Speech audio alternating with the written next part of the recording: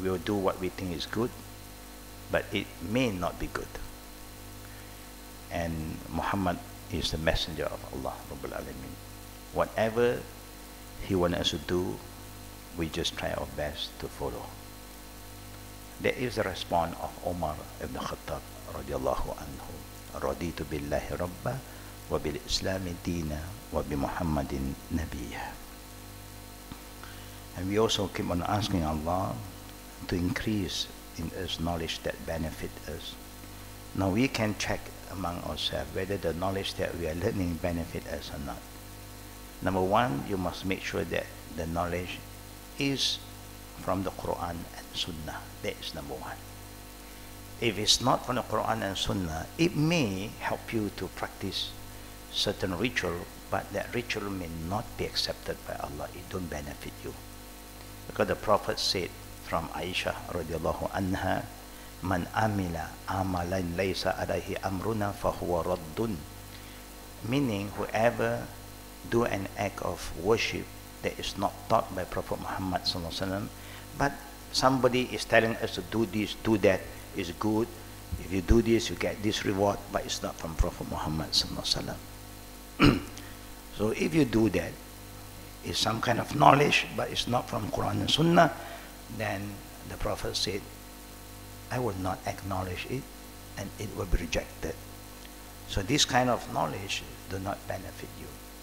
The knowledge that can benefit all of us is the knowledge that's from Allah and the saying of the beloved Prophet Muhammad sallallahu alayhi wa alihi wa sahbihi wa sallam. And the sunnah of the Prophet normally is very simple. Simple. So we ask Allah also to increase our rizqi that is good and halal rizq.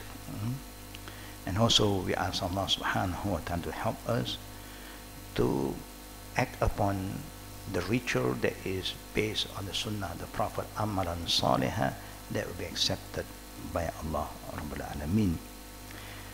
We never forget to ask Allah for us and for Sister Nuraida binti Isa. May Allah strengthen our hearts, remembering Allah.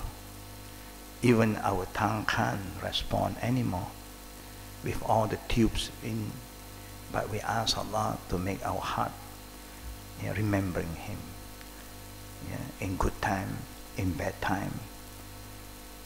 Even nobody is around us. May Allah help us and help Sister Nuraida binti Isa to remember Allah Rabbul Alameen. And the best thing for her to do, number one, is rida. Whatever Allah qadar on her, she just accept it, rida. And also patience, sabr, and remember Allah. Prophet sallallahu alaihi wasallam said, when somebody is sick, he always remind them, la ba's tuhur, inshallah. Don't worry. Purification is a purification. That's how Allah help to purify our sins. So the Prophet sallallahu alaihi wasallam always give us hope not to be upset. If you are upset and worried, it will not help you too. So it's better to have the peace of your heart and your mind and do what you have to do. And we have done our best. Fas'alu ahli zikri in kuntum la ta'lamun. I believe Sister Nuraida binti Isa have went for medical checkup, and under the care of the specialist, the doctor, who are good in that area, then Allah subhanahu wa ta'ala have said in the Quran, Fas'alu ahli zikri, ask those who are specialized in that area. So when you have done that, that means you are following Allah's command. You have done your best. Then we ask Allah subhanahu wa ta'ala to make it easy for her and easy for those who attend to her. Sometimes the nurses, the doctor play a very important role. How they talk to the patient, how they motivate the patient is very important. It's just like whoever is sick and they are at home, now how we talk to our sickly parent is very important. How we show ourselves, we are not supposed to show that we are very upset, that we are not happy taking care of them. They can feel it. Elderly people, it's just like baby. They also have senses. They can feel that you like them or you don't like them. That's why some children, they don't like to come to us because they also have certain instinct. The same go to our parents. Our parents, when they are old, they also can see how we react to them. So when you're in front, sick people never show your anger, your frustration. Just show them that we care for them. That's what you have to do. And when you talk to them, you talk with them like what Allah subhanahu wa ta'ala command us, وَقُولُوا قَوْلًا كَرِيمًا, with beautiful words, to motivate them so that they will leave us in peace, inshallah. So we hope Allah Rabbul Alameen make it easy for Sister Noraida binti Isa, and nothing is impossible.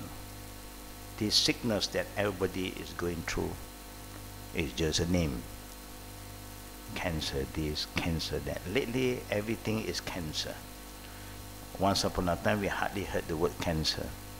Lately, everything cancer, cancer. And also people come up with anti-cancer food, and so we get very confused. But what is important, make sure that we have a balanced diet. We eat halal, good food, and we do a lot of good activities, amal saleh, and in the same time we must think positively. Depression, extra worried, can cause a lot of unrest to our body. We need to have the inner peace. And Allah reminds us that peace is Him. Allahumma antas salam, and peace come from Him. You want peace, you have to get close to Allah. If you think of people, very difficult to have peace, especially people who hurt you, who say something bad about you. You keep on thinking of them, you have no rest. So better think of Allah Rabbul Alameen.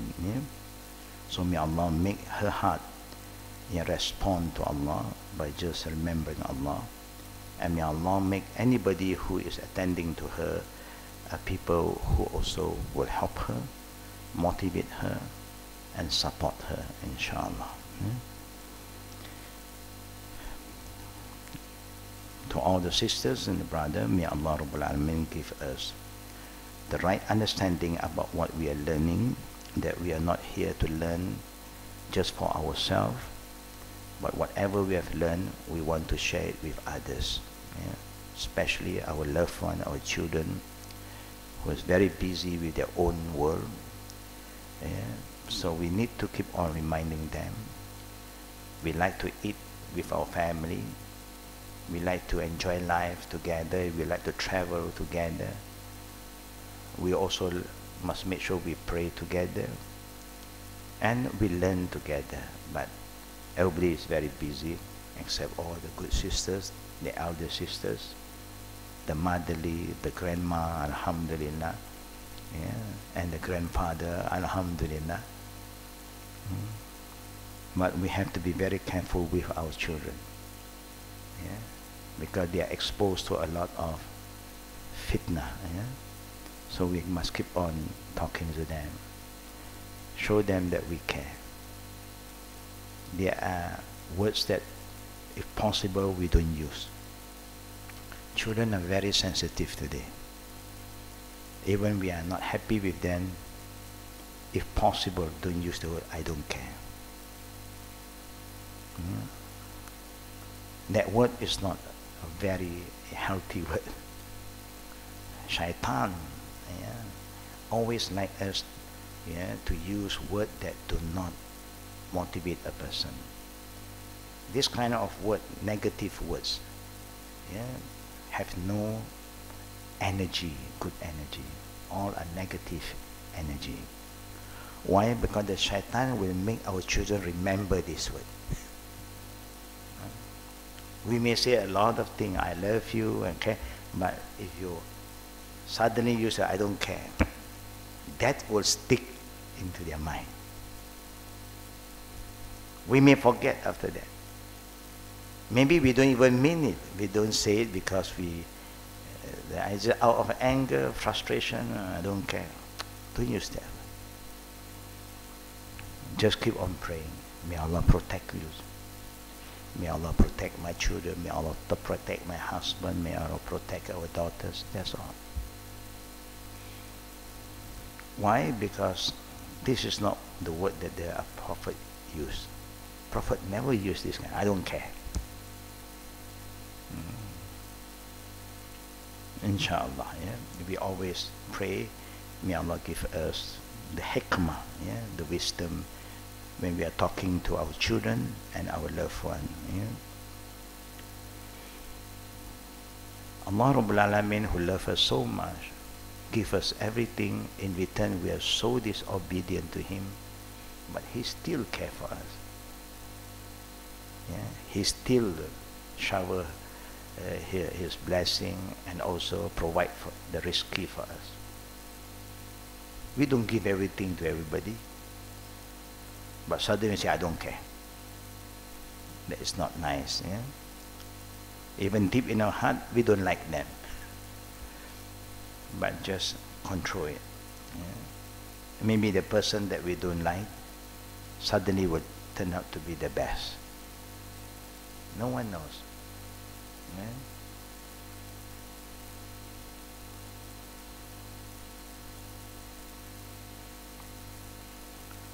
Let us come back to the book, page 266.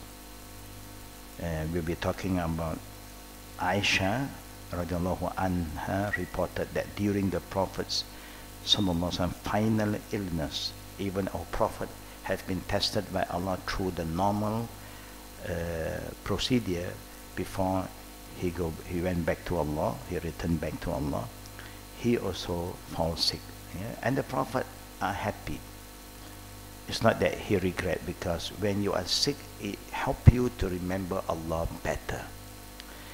It prepare yourself and the the one who are living, to prepare themselves too. The death that caught us by surprise is not a very good death, because we don't know. Are we prepared? No, and our loved one also are not prepared. Suddenly you are gone. That is a big test from Allah. So when somebody is not well and they are under treatment, all these are good signs. But suddenly we human have different value. Wah, susah, suffering. But that is the best way. We say, oh, so easy, he passed away. While eating, he dropped dead, colors. That is not good. Because we do not know whether we prepared ourselves already or not. Now, some of his wives were talking about a church in Abyssinia, called Maria. Salama and Habiba, having traveled to Abyssinia, described his grandeur and images. So the Prophet ﷺ immediately respond to the discussion among the wives. The Prophet said, the meaning, those people in ulaika, those people when a righteous man among them died, they used to build over his grave a place of prayer. and draw those images of the dead person. Those are the worst of people before Allah on the day of resurrection. Now shirk, the form of shirk that Prophet fear most is this. Many people, so-called good people, pass away. Saints, holy men, righteous people, they are good people. Then the people start to build their grave like a praying area known as makam. We like makam sini, makam sana, yeah? In our area makam. Yeah? And then they start to draw their images. Of course, good people always look very good with the beard, and a painter, if they are very good in painting, they'll make sure that the eye also look very catchy, the forehead shining, it's a kind of aura coming out from the picture. And when people look at the picture, people will just go for it, and they will start to bow and prostrate to the grave. And that's why the Prophet said, those are the worst of people. Who are the worst of people? Who build over grave a place of prayer and draw images. Even we do love our family member, and then it so happen we have the means, we have all the money to do anything we want. People will come and give you advice, why not you do this, do that, build in the maqam. And to us as a Muslim, we said, thank you, we are not going to do that. And that is why some of the leaders of the world today, in some country, attracted to the Muslim leader who passed away in the Middle East. Not here yet, because we just like to follow the way of the disbeliever. But over the Middle East, alhamdulillah,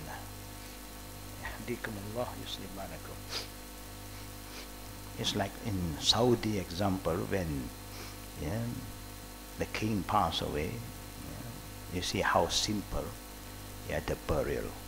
That attract. You see, they have all the money, all the wealth, all the gold.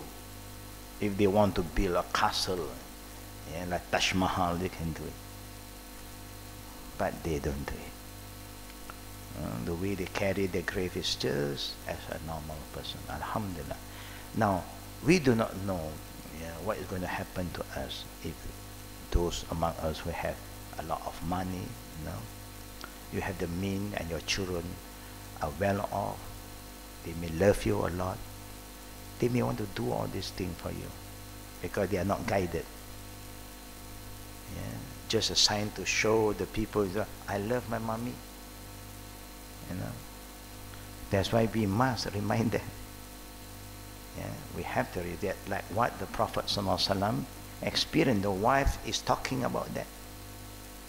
Now, if the Prophet do not give them some advice to remind them, maybe the wife will do that because they love the Prophet and he's the best man. We should honor him, respect him. Let us build monument for him. Can happen when we are not careful. All these things can happen because they are talking about what they have seen in other country. They have seen that a lot of people are doing that. They may have the idea, why not we do it to our husband? He is a prophet. So the Prophet ﷺ was sent by Allah subhanahu wa ta'ala to remind the ummah what they can and what they are not supposed to do. We today, we are not that sensitive. When we know people are talking, we do not really come in at that place. This is not right. And if anything happened to me, don't ever do this. This is something that we must remind them. We must act very fast. Sometimes we know they are talking about, but we just pretend and say nothing. So we allow this kind of discussion going on without coming in and correct their mindset. You must do that. This is ma'ruf. This can bring to shirk. And you just ignore. Quiet, silence sometimes is bad. Especially when you are the mother figure, elderly sister, you have the right to, to come in to talk to them now. And that's why the Prophet ﷺ did say in Sahih Bukhari, "Innal mayyita la yu'azzibu bi bukai ahlihi alayh." I've shared this hadith with all of you many times. Indeed, somebody who just passed away, they will receive the punishment in the grave. From the grave now they will be punished because of the family who is wailing, crying.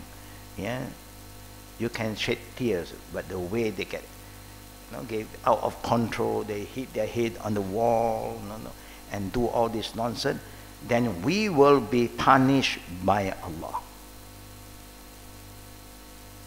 What they are doing is wrong, but we will be punished too. Why? Because we have seen that happen, but we never remind them, don't do this.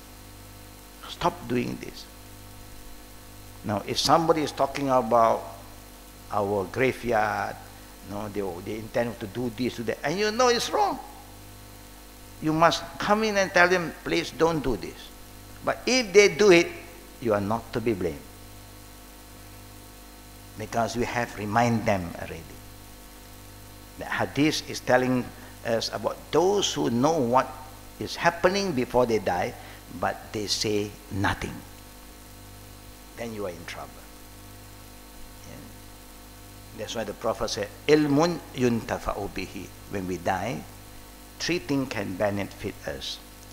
Sadaqatin jariyah. That also if you have done the sadaqah before you die.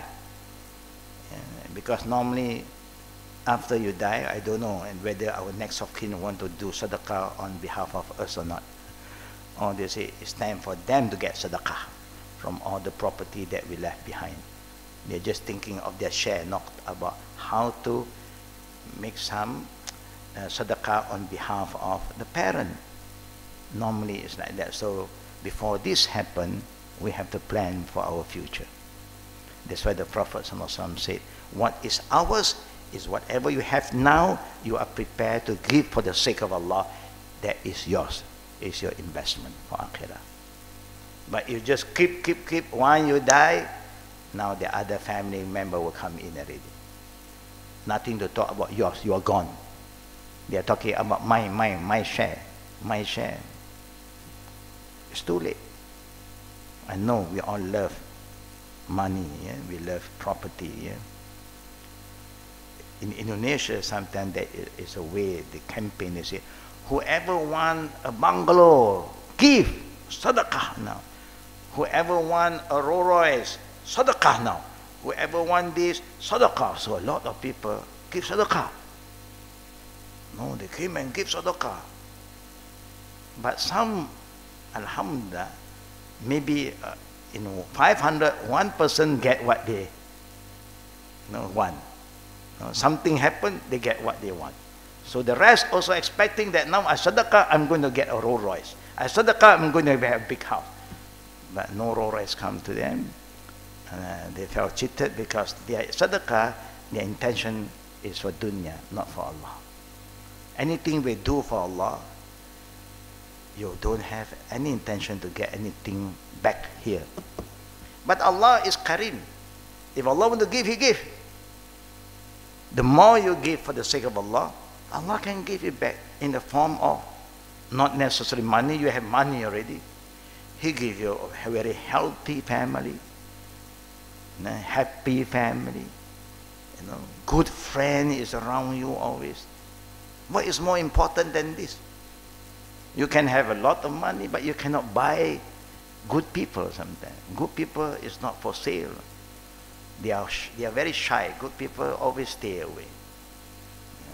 All those who have their own agenda, they'll come forward.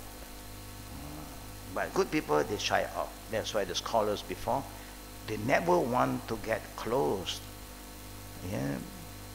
to the people of authority. Why? Because they are worried they can be corrupted easily. They just stay away. But if they need them, of course, they are there to help. But they just do not like to be in the front line because they are worried. There are too many attractions. So when you are nobody, sometimes it's very good. It keep yourself, closer to Allah. Now, it is unfortunate that despite the Prophet ﷺ great warning against making the grave places of worship like maqam today, his grave was eventually introduced into his masjid. Not that he wanted it to happen, suddenly it happened. People extend, when the Ottoman Empire came into power, and that point of time, the Turks, they love tombs, monuments, they love all this kind of thing. So they will extend the mosque of the Prophet ﷺ. They extend both sides, right and left. They should have extend from the right. So the house of the Prophet is always outside. But they extend both ways. And now the grave of our Prophet is inside Masjid Nabawi. This is not what the Prophet wanted. But later on, when the new government came in and they know it's wrong, they want to make changes, then they have a kind of threat. They receive threat from around the Muslim world. If you do that, we declare holy war with you. That means they are going to come out. All the Muslims who don't have the right understanding is preparing to have a war. Now this is worse, because then we are going to kill ourselves in the Holy Land. So what they do, the best, the scholars decide, we have to protect the maqam of our Prophet, that even it's in the mosque, but we don't allow people to come here and do all the nonsense. That's why they have all the guard to protect. You can visit, you can give salam, but you pray, you face the Qibla. You don't face the maqam. That is what they can do. Sometimes in life, if you cannot do everything, the Prophet ﷺ always remind his ummah, do what you can first. But don't abandon everything. You can't do everything, but don't abandon what you can do. Just do what you can do first. Thereby violating a command and wish that he ﷺ voices repeatedly shortly before his death. But the Prophet had make it clear before he died, so he have no problem. Mistake done by the living. Gathering or celebrating by the grave, and this is also is happening around the Muslim world today. It is prohibited to make a grave a place of seasonal gathering visited for worship or other purposes. We cannot say, I want to go in Medina for what? To pray in the mosque of the Prophet and to visit the grave is okay. These are the places the Prophet do allow to come and give salam. We do visit the Mount of Uhud, and we do give salam to Hamza over there. But you are not supposed to travel all the way just for that. You're going to Umrah, it's not because of Medina. Medina have nothing to do with Umrah. Hajj have nothing to do with Umrah, with Medina. You don't go to Medina, your Hajj, your Umrah is perfect. Hajj and Umrah is only in Makkah. Yeah. And one thing that I like to remind all of us, the word maqam to us is a graveyard. Yeah? It's a tomb. Yeah? But the word maqam also means the place where somebody is standing. It's not necessary there's a grave there. And that's why when you make tawaf around Kaaba, after that you have to pray 2 raka'at at behind Maqam Ibrahim. Maqam Ibrahim is not where Prophet Abraham was buried. No, he was not buried there. He never died there. He died in another country. Because he traveled back, yeah, to Palestine. Yeah. Maqam means the place where Abraham was standing and making dua, yeah, to Allah after completing the building of Kaaba with his son Ismail. That's where he stand, and that's where he make his prayer, yeah, towards Kaaba. So when you hear the word maqam, not necessary to be a graveyard. Yeah?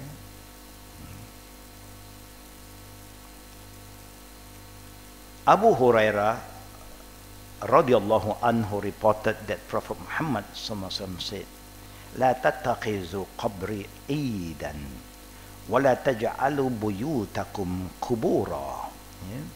Do not turn my grave into a place of seasonal celebration and visitation. That's why for us who visit Medina, when you have the time, you just pay a visit, give salam, that's all. There is no hukum of visit without. No. There is a hukum for only Hajj to make tawaf without, but no ziarah without. No. But sometimes because we are not exposed to the teaching of our Prophet ﷺ, people will keep on saying, go for the ziarah wida. No, there's no hukum of ziarah wida.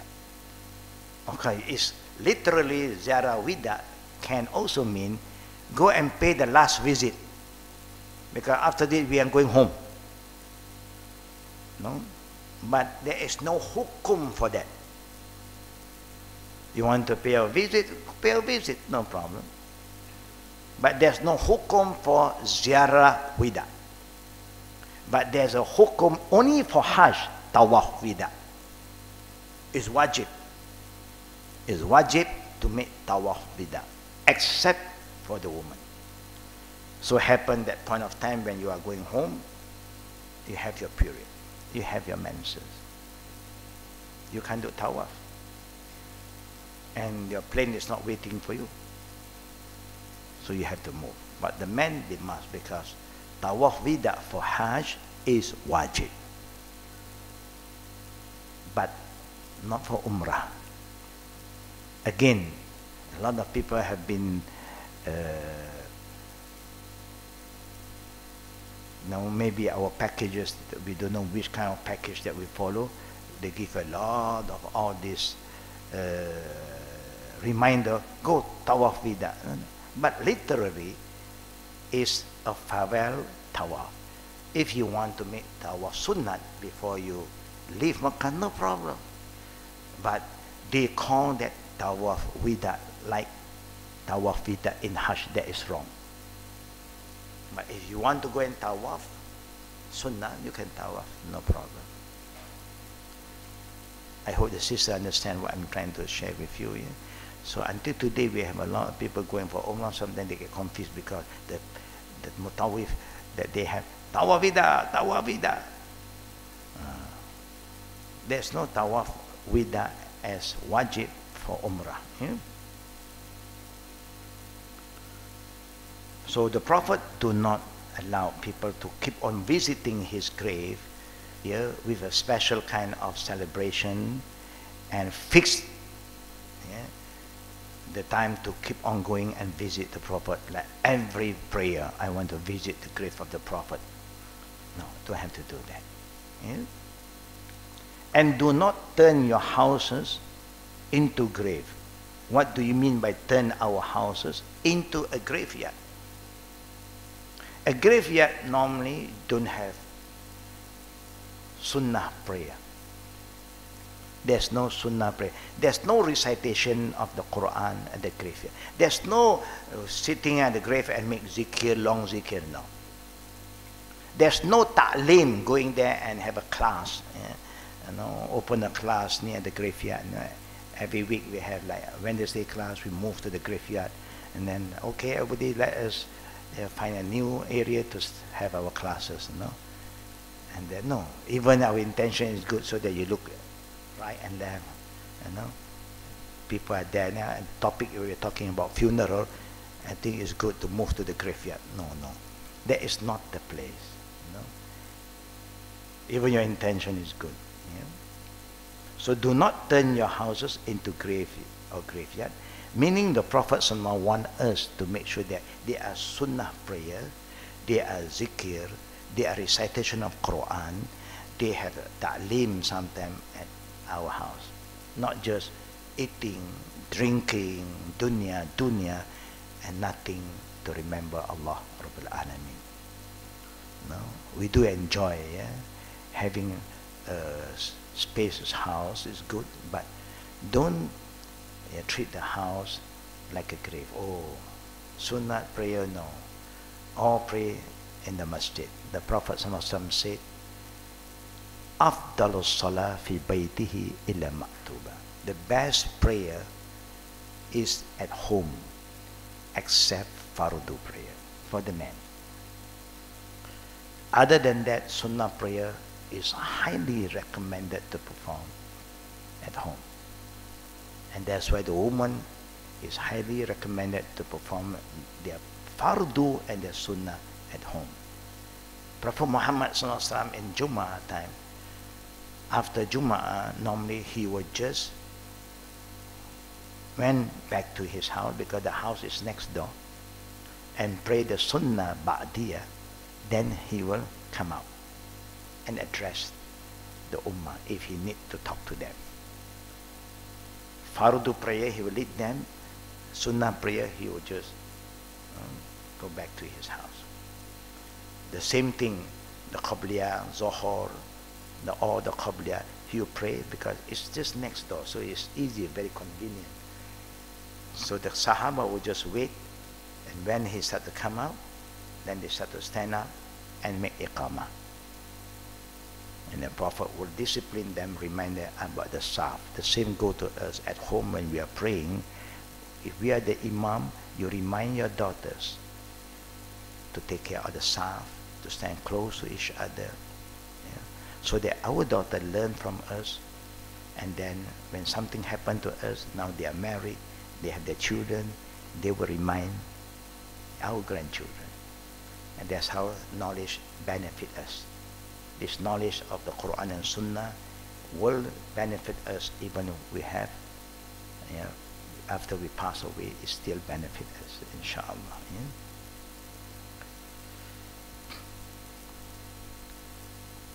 Wherever you are, the Prophet ﷺ, وَحَيْثُمَا كُنْتُمْ فَصَلُّوا عَلَيْهِ فَإِنَّ صَلَاتَكُمْ تَبْلُغُونِي. Wherever you are, pray upon me. Now this word pray, mean make salawat upon the Prophet ﷺ. This hadith, when the Prophet says فَصَلُّوا, it's like in the Quran, Allah said, إِنَّ اللَّهَ وَمَلَائِكَتَهُ يُصَلُّونَ عَلَى النَّبِيِّ يَا أَيُّهَا الَّذِينَ آمَنُوا صَلُّوا عَلَيْهِ وَسَلِّمُوا تَسْلِيمًا. Allah and the angel always perform salawat upon our Prophet ﷺ. So you who believe in Allah, perform salawat upon him. Say, Allahumma salli ala Muhammad. Always say that. You can say, Assalamu alayka ya Rasulullah ﷺ. No problem. Not go and pray ruku' and sujud, no. This salah means perform salawat upon the Prophet sallallahu alaihi wasallam. Yeah? And the Prophet make it so easy, yeah? Like what the Prophet always said from Anas bin Malik, yassiru wala tu'assiru. Make it easy, don't make it difficult. Wherever you are, your salawat upon me, because your salawat will reach me. Yeah. But normally what we do, we have our tradition. When you know somebody is going to Hajj or anything, please don't forget to convey my salam to Prophet Muhammad. Yeah. Please don't forget to do this, do this. Please don't forget to call my name when you're in Makkah, so that, you know, and we come to Makkah soon. No, you have to plan your journey, not people calling you. You have to call yourself, you know. You have to invite yourself. After you become Muslim, you should say, ready for labbaik Allahumma labbaik. You must be ready for that. Yeah? It's part of the duty of every Muslim. Once you make shahada, you know, after the first pillar, you have the fifth pillar to wait for you. Here with Allah, here is with fellow mankind. Yeah? Here is between you and Allah, wherever you can pray. Hajj is a place that you have to be together. You don't do Hajj only alone. That's why you never come across any time that people, only one person make tawaf. No. By 1,000, by 100,000 people will do tawaf and sa'i and do all other rituals. Yeah? Always remember that. Yeah? But to convey the salam for people who are still alive, you can do that. When you want to visit somebody, please send my salam to them. That is allowed. But people who pass away, then people say, but the Prophet is not dead. He's still living in the sight of Allah Rabbil Alameen, of course. But the tradition of conveying salam to the grave is not been taught by Prophet Muhammad sallallahu alaihi wasallam. And now the Prophet make it so easy. Make salawat upon me wherever you are. Your salawat will reach me. Khalas. Who will send it to the Prophet is the angel. Yeah. They have connection until today. Alhamdulillah. Yeah. It is also unfortunate that after the 5 prayers, many ignorant people in the Prophet's mosque run to the grave to say salam to him and perform dua in loud voices instead of performing the prescribed zikr after the prayer. Of course, we know there's a fixed zikr after every fardu prayer. But you look at the Muslim today, Allahu Akbar. You know, what to say? Yeah? The sign of ignorance. You know, those who want to get very close to the maqam of the Prophet ﷺ, you can see the way after salam, boom, they are up already. They are rushing already. It's wrong. It's just like people who are in Mecca. They are so crazy with the black stone. After salam, boom, they are inside already. Sometimes one salam, they are there already. Even the guard caught by surprise. No, the guard also have to give both salam. Suddenly, he's ready to protect, to hold people. They are there already. Are you worshipping the black stone? No. We are worshipping Allah. If you have the risky to go and get close and kiss. If not, the Prophet who have the right to kiss the black stone every round when he made tawbah, he choose not to do it every round. One, he do it, he kiss. Second time, he used his hand to touch the stone and kiss the hand. Third time, he used his walking stick, touch and then kiss the stick. And fourth time, he will use only his hand, raise up his hand and Bismillah Allahu Akbar. He don't kiss the hand. Why he show us this way? He is the Prophet. Who dare to push him? But he show us, you can do this, you can do this too, you can do. So make it easy. Yassiru wala tu'assiru. If not, can you imagine what's going to happen to all of us? The black stone is just so small at one corner. Even our head is bigger than the black stone up there. Now what is going to happen? If every day must kiss the black stone, you cannot do tawaf anymore. There's no way for you to finish your tawaf. But alhamdulillah, make it easy. Religion is easy. If you have the means, alhamdulillah. Yeah. If not, very sad. Pushing. Not only the male is pushing. The female also. They don't want to be left out. They want to show their strength. They are coming now. They are coming now. And you know when a female comes in, you don't know what's going to happen already. But female are very tough people sometimes. Physically, you feel they're not tough. But they don't care after that. Oh, they wear their tudung gone. And they come out how? No, without any tudung. What is this? You know, yeah, it's just one corner. Don't go crazy with that. Ibn Taymiyyah, rahimallahu, said, because of this hadith, Imam Malik, rahimallah, and other scholars of Al-Madinah have hated for a person to go and say salam over the grave of the Prophet ﷺ and his two companions, Abu Bakr and Umar, every time he entered the mosque. They don't like. It's not a sunnah that every time you go and pray in Masjid Medina, you go and visit the grave. No.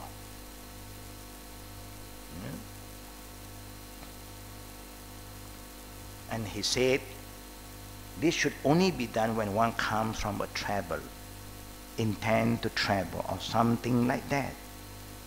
Some scholars have permitted saying salam on him every time on entering the mosque, but as long as for going intently to the grave to utter salah and salam upon him, I do not know of anyone who permitted it, because it become a form of making a place of Eid. Eid celebration means a celebration. Yeah? No, you can give salam, no problem, not necessarily go to the grave. Even we men, when you are a bit late, not like the one who after salam, they jump up, then they can go into that area close to the maqam. But when you are a bit late, they will divert you already. They will divert the man, they block. From Rawdah, there is an exit. From Rawdah, there are people who pray the sunnah there or the fardu. After prayer, they are going to rush up immediately and go to the maqam. Yeah. Those who are coming from that area, they have blockage. Those who are from there, they can go closer. Those who are coming from the gate, the main gate, they can't go to that close anymore, because they were blocked and they divert you. Yeah. That only the man can experience that, because the woman will not be in that area. I'm sharing with you like how we experience every time when we visit the grave of a Prophet ﷺ. Yeah.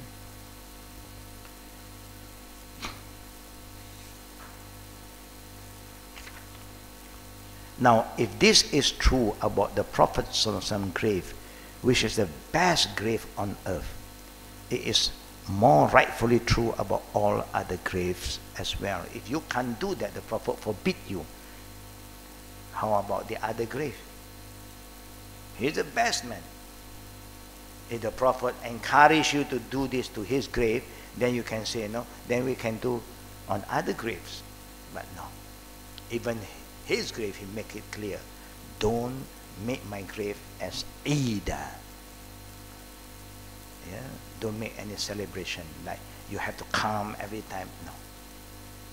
Yeah? Traveling to visit the graves. It is not permissible to travel for the purpose of visiting a grave. One of the things that a lot of people is doing, if they know this, is where Sheikh Abdul Qadir Jailani's grave. Oh, they had a lot of Sufi who just travel purely for that. And that is haram. That kind of traveling is haram. Yeah? Prophet ﷺ said, لا تشد الرحال إلا إلى ثلاثة مساجد المسجد الحرام مسجد الرسول ومسجد الأقصى. The camel may not be saddled for travel except 3 masjid. Every time when the Prophet talked about the significance of masjid, only 3. Haram, you have 100,000 special reward compared with any other masjid in the world. Masjid Nabi 1,000, Masjid Al-Aqsa 500. If you want to visit, to travel to visit certain masjid, this is the masjid. There is a sunnah for you all to pay a visit. But purposely, I want to go to Andalus, I want to go to India, Taj Mahal. No. It so happens that you're going for a tour and there is also Taj Mahal, then it's okay. But you don't campaign tour to Taj Mahal. No, don't do that. Tour to India, no problem. You buy cashew nut, you buy all the masala tea, go. But you don't go because that have no impact of your belief. It's just a general traveling. But when you say, I want to go and pay a visit to that particular masjid, maybe there's a tomb inside, monument, is haram. He, the Prophet ﷺ, also said, Innama yusafiru ila salasa masajid. Verily, travel may only be made to 3 masjid. Now, it never means that you cannot travel to other country. This is talking about masjid. If you are talking about visiting at the masjid, these 3, yes, you can. Other than that, you just travel. Whether masjid terapung ka, whether masjid tergantung ka, no, you don't have to worry about that. No. What happens, you are around that area, you just want to have a look, no problem. You see, Islam that Allah Rabbul Alameen have choose for us, make it very clear for us what we can and what we can do. And it's very common that majority of the people today who are weak in their iman, they would like to visit all this maqam. And you can see, other than the mosque of the Prophet ﷺ, you don't see that anybody is there to stop all the wrongdoing. Maqam Imam Shafi'i, you go to Egypt, you go to Syria before, and you can see a lot of people bring flour, water, do and ask for this, ask for that, nazar over there. Malaysia is known for Pulau Besar. Singapore known for let's say Habib No. Everywhere you have this problem. Even the Prophet have make it very clear. No. You see what happened? Because you allowed that to happen. You allowed the monument to be there, and this will happen. Because we are weak. Our iman is weak. And what happened in India, majority of the people before they travel for Hajj, they will go to the grave of the so-called holy people. They'll go to the qubur and ask for blessings, safe journey, and Hajj Mabrur, or they commit shirk before they go. And then when they came back from Hajj, they will go back to the graveyard. Can you imagine? Where the Prophet have reminded us, when you want to perform Hajj, when you reach the miqat, you start labbaik Allahumma labbaik, labbaik la sharika laka labbaik, innal hamda wan ni'mata laka wal mulk la sharika lak. Twice. In the beginning, no shirk. At the end, no shirk. But we will start with shirk first, then we start our journey. And after back, shirk again. Just the opposite. And that's why there's a group of people known to the Muslim community. They are the Muslim Kuburiya. You heard this term before. Muslim Kuburiya. That means there's a group of Muslims who love to go to all these graveyards and ask for this, ask for that, nazar for this, nazar for that. Don't do that. The Prophet do encourage us to visit the graveyard as a reminder, to remind us that one day we will be there too. That's all. Not to go there and ask for help. They need our prayer. That's why when you go, you say, Assalamu alaikum ya ahl kubur, ya ahl diyar min al-mu'minin wal muslimin wa inna insha'Allah bikum lahikun. They need our prayer. You cannot go and ask them, pray for me, help me. No, they can't. They are gone. In qata amaluhu, everything is cut off. Yeah.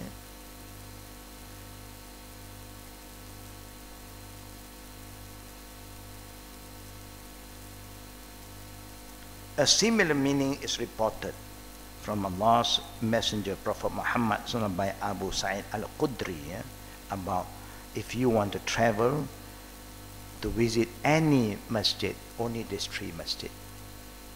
You can have that intention. Haram, Masjid Nabi, and Al-Aqsa. Yeah. The above hadith indicate that it is prohibited to travel to visit any referred place other than the three masjid with the intention of pleasing Allah by such visit. You know, for that journey you have reward. Yeah. But if your journey is to visit other than three, just purpose to visit the grave, that will bring you to shirk. Because that's what you are doing. You go there to do a lot of shirk. And you can see there are a lot of people also caretaker of the place. They will tell you, come, let us make long dua here. And then they ask for money. You have to pay. Make dua also you have to pay. It's not free. So if you want your dua to be more powerful, you pay more. Then the one who's taking care will read more dua for you. They ask you want a special dua? And then special payment, of course. They give you so many ideas, you know. More you give, no, so that Allah will answer your prayer now. Let me commit more shirk. That's what happened to us. Yeah? Reciting Quran over the grave. Despite being a very common practice among the Muslims today, there is no basis in the Sunnah for reading Quran over graves. You never come across any Sunnah of the Prophet or the companion does this. Majority of the companion memorize the Quran. They visit the grave, but there's no such thing as reciting Quran there. Yeah? The Quran, it was revealed for the living, not for the dead. The dead need dua. Yeah. The dead don't have to recite Quran anymore. Yeah. Nothing for them to recite. The dead don't pray anymore. They're just resting until the day of judgment. And when you enter paradise, we are just glorifying Allah. There's no fasting like here anymore. There's no 5-time prayer like here anymore. All this only happen here. Over there is you just enjoy the delight and glorifying Allah, making tasbih and everything, not like the normal prayer here. Yeah? All the ritual that Allah wants you to do here, just in this life. Yeah? Over there, there's no welfare work anymore. People don't need your welfare anymore because everybody have enough. Nobody is begging, nobody is suffering from this. No doctor over there, no clinic over there, because everybody will be healthy. Here you need to take care of yourself, take care of your health. And that's why the sad thing is because sometimes there are graveyard that people allow people to build tools. For what? For people to come and sit upon there, just in front and recite Quran. That's where we make a lot of mistakes. The simple reason for all this wrongdoing, we have appointed the wrong people to take charge of the graveyard. That's all. The Prophet said, "Iza usnidul amru ila ghairi ahliha fantazir sa'a."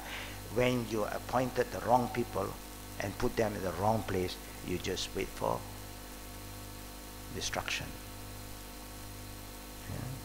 So when you want to appoint somebody for a special kind of responsibility, you must check. Are they learned? Do they know the hukum of hakam and all these things? Like Omar when he became Khalifa, when he went check all these business people who is doing business. You have the open market and all this. You have like this night market, day market, you know. They also have all this market. But what did Omar check on them? Now Omar now check license, have you pay your fees? License, this space, how much? No. It's free. Allah want you to do business. So doing business is part of the ibadah. How can you charge them to do ibadah? How can you charge people to come and pray? People will not go to pray anymore. It's free. But what Omar would make sure that everybody know their rule of business. No cheating. No cheating of way. You must make sure you don't lie and you don't cheat. If you don't know this rule, don't do business. That's all.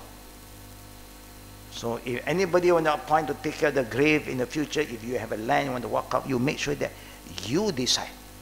I want a scholar who understand the rule of what is allowed, what is not allowed in this kind of area to be in charge of this area. Then alhamdulillah. It's like the masjid. You just appoint anybody to take care of the masjid, you will see masjid become like a mini club. Everybody will have their own gang. No. Sometimes I experienced that in Penang, a long time ago, in the 70s. Even some masjid, they said, this masjid is only for the Shafi'i followers. What are you talking about? Where got such mosque, Shafi'i mosque, Hanafi mosque, Maliki mosque? What kind of masjid is that? A mosque is a mosque. Innal masajida lillah. Allah said in the Quran, mosque belong to Allah, don't belong to Shafi'i. Just example. Then if the Shafi'i mosque like that, that means the Indian Muslim cannot go there and pray because they are Hanafi. You appointed the wrong people to go and take charge in the mosque. That's why the young people don't like to go to the mosque. Because the way they look at the young people, wearing jeans, don't wear sarung. What is this, You dress like a kafir, like a cowboy, you come to this mosque. Go home, you must wear sarung only, jubbah. No, as long as you cover your aura, khalas. A lot of people don't like to go to the mosque because the community, the caretaker are not friendly. They don't welcome people.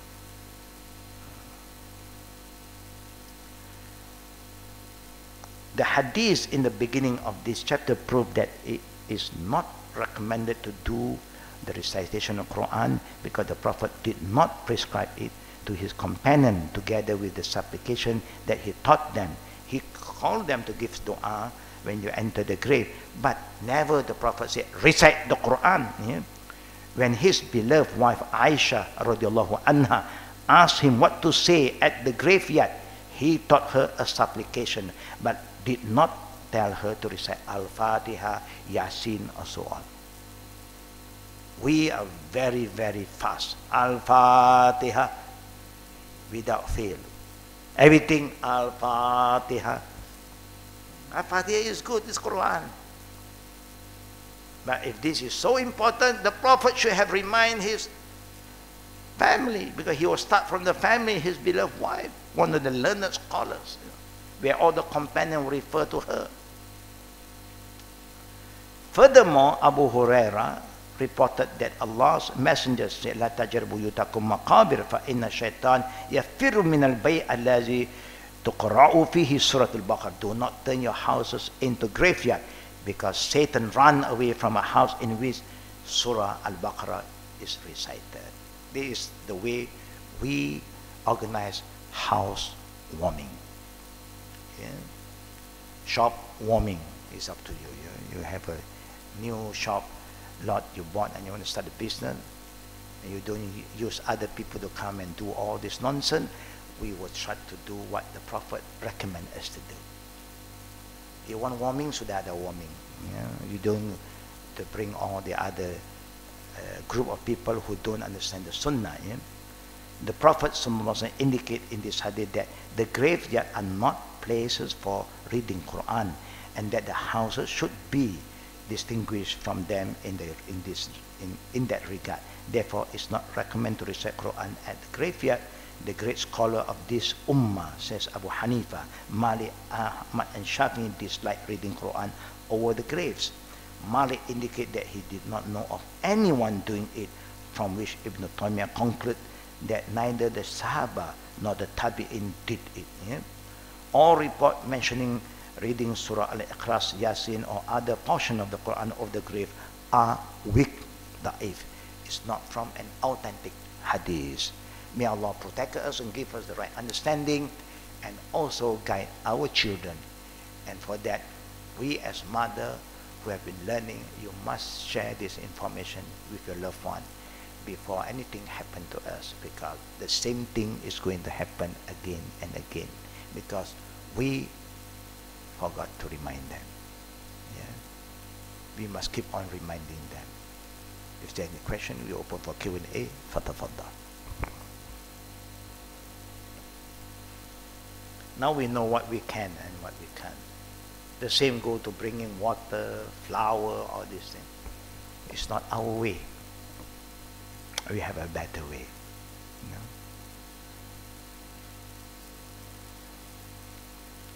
know? Naam, Sister Noni. Kubur.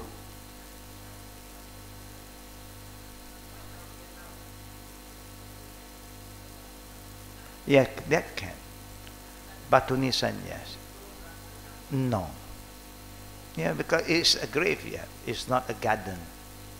Don't green the graveyard. Make it a graveyard. If this thing is recommended, I think Makkah will do that more. You see, Arafah is a dry land. It's a desert. See, Arafah have a lot of trees and everything now. Do you think they can't do it? They can do more.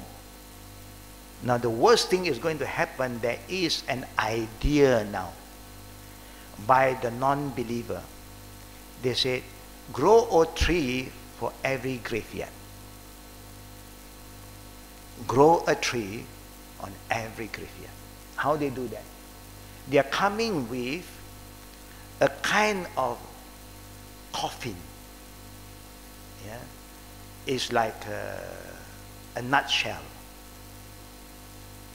That if any one of you die, they put you in this kind of casing, and they, of course, they will bury it with the earth, and they will plant the tree together, so that the tree will grow on every graveyard. Another new business. So later on, the graveyard become a forest. See, people have all this crazy idea making money. They make money from everybody. Even after you die, they still make money. Yeah? So can we put grasses? No. Yeah? We just leave it like that. So that people realize it's not that we don't respect them, we don't love them, but we love them in the way that Islam wants us to love them. Yeah?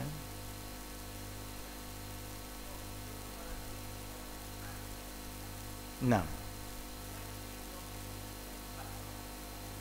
Oh yeah, you wish and pray they may have Umrah Maqbulan, Hajj Mabrur. Yeah, you can do that. Yeah, make dua for them.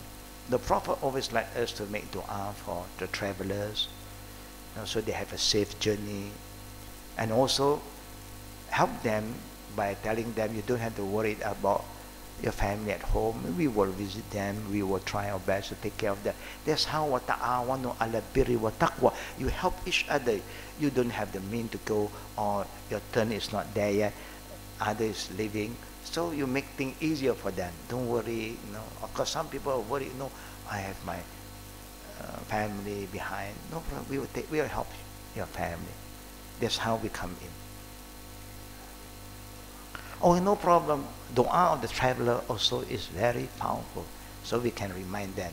By right, that's why I always say, For those who are traveling for Umrah Hajj, when you even making tawaf, sa'i, don't forget to make dua for everybody. Make dua. The first round for yourself, second round, your family, third round, your friend, and then after that, pray for everybody. Don't forget. And that's why when we want somebody to always remember us in the prayer, you must always be good and kind to them.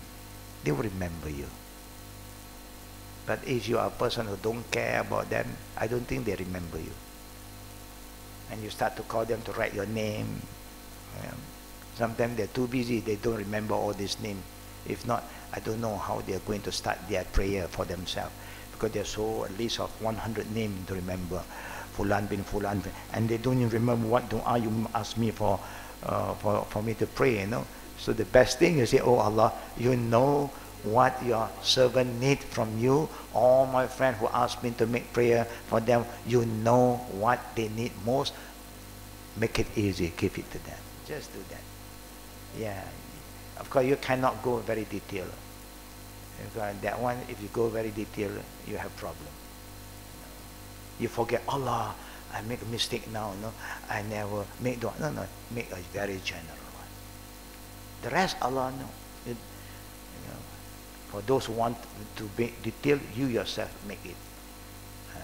For yourself, you can go very detailed. Yeah. Now.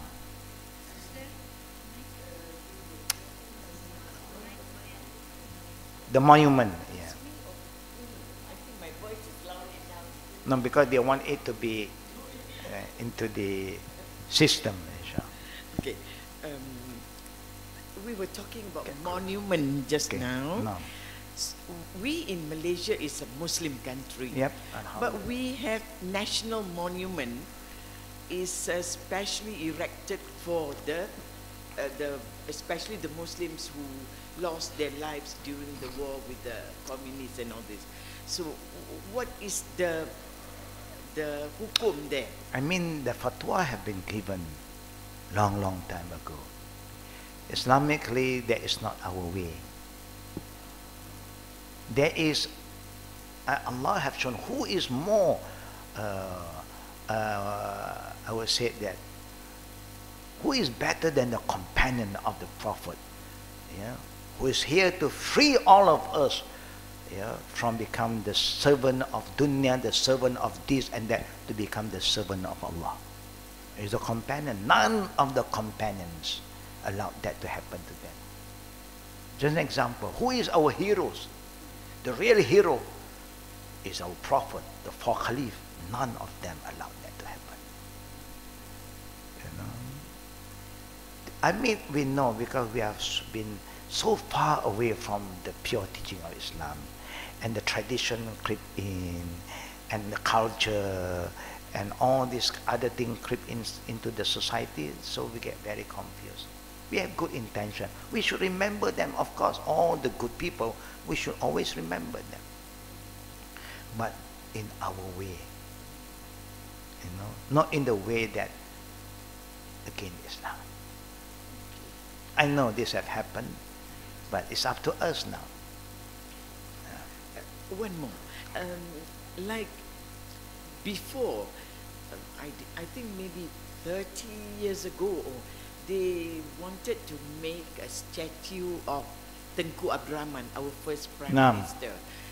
But then there were so many objections here and there, but finally the family and the few close friends erect the statue in front of the Federal Hotel.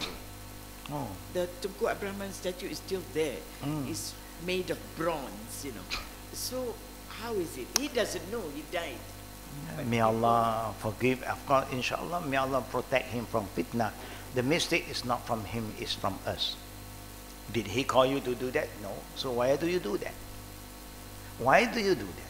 You love him, he has struggled a lot to bring Malaysia into a very peaceful, harmony country. So you should try to make sure that we honor the sacrifice of the early leaders. All the good things they have done. If that's what ilmun yuntafa'u bihi, whatever knowledge, whatever thing they have left behind, that bring harmony and peace to this country, everybody must work towards that. I remember 13 May that time, where the tension is growing among the different races. And the only leader that managed to calm down all the different races is him. Because the way he addressed the people at them is like his children. That's why he's known to be the Bapak Malaysia. And that should be the spirit. That should be the spirit of a leader. That we respect everybody. They are like our children. There's a lot of common things that we can agree upon. And then let's sit down and talk. That's all. Yeah. Alhamdulillah, if people do love him, I still remember when I was with Perkin, I'm quite close to him, from Penang until Kuala Lumpur. So when people attack him, what he say about hudud and so on, I was beside him. And the way Tunku responds on them, very beautiful. But people don't pick up all these good things. You say, we are Muslim.